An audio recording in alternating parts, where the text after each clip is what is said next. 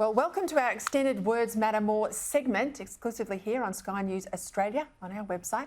Kel Richards is with me. Let's get straight into it. Coronated.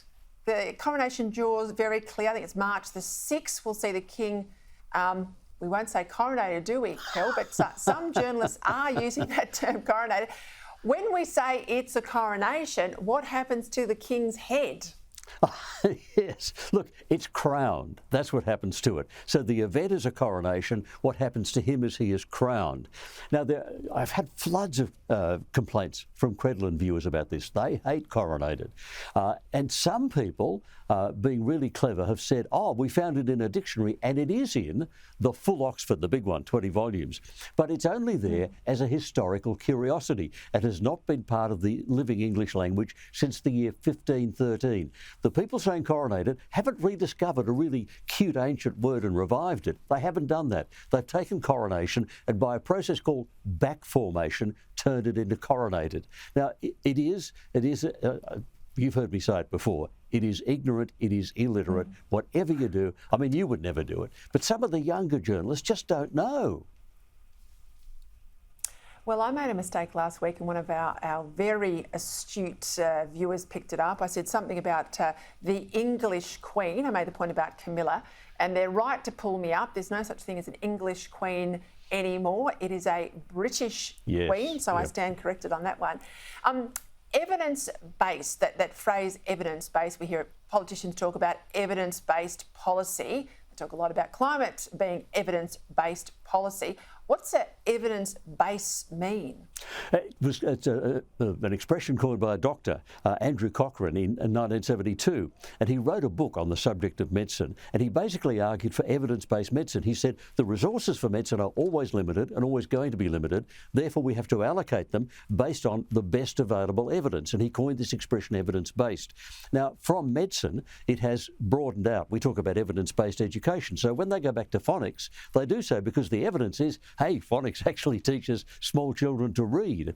And now you talk about an evidence-based climate policy.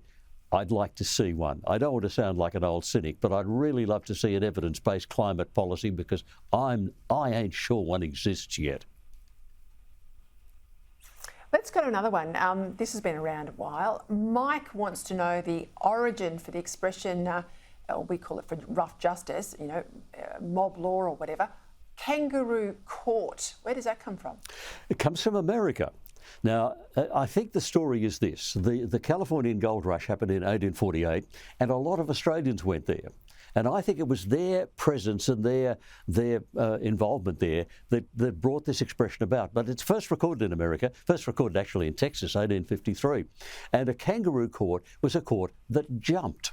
Now, it was either a court that jumped to justice and the mob gave you rough justice, or, because I think it began on the goldfields, it was a mob judging claim jumpers. But it was the idea of jumping in kangaroos that gave us the expression, not recorded in Australia until 1880, so 30-odd years after it appeared in America. It's just really interesting that such an Australian-sounding expression was born overseas.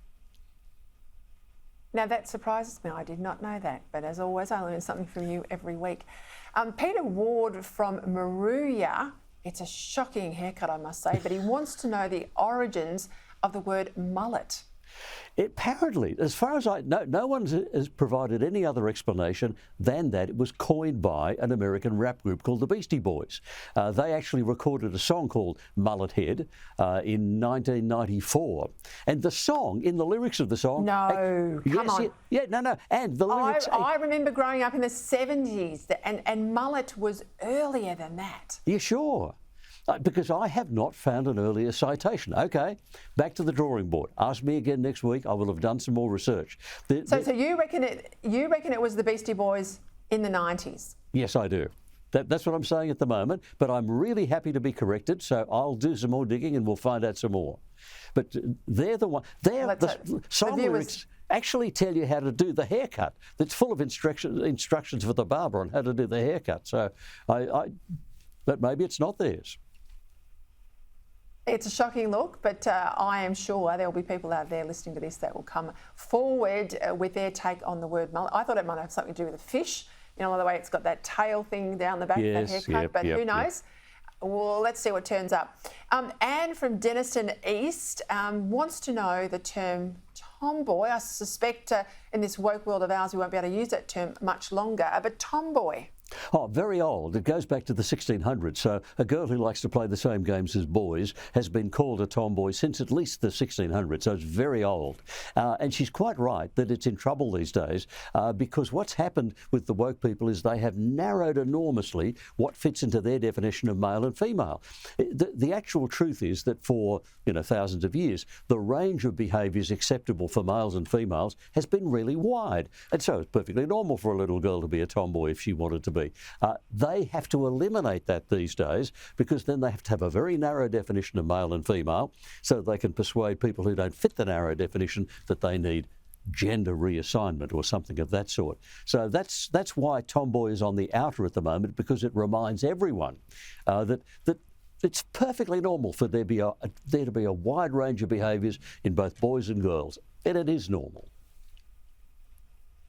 That is a very serious point, Kel, and you're absolutely right. If you narrow the definition of female and a girl that's growing up a tomboy, I profess I was one when I was younger too, they are then instructed and told and conditioned to feel that they are not female, that they don't belong in the female definition. So they must belong to this other gender world, which they want to keep pushing wider and wider and crowding out what we used to regard as male and female. I often say, sometimes Australia, we had a very narrow definition of what was masculine.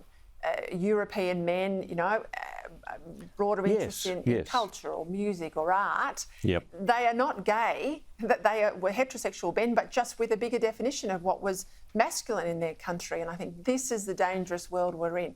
Where can people get in contact with you and stay across your words?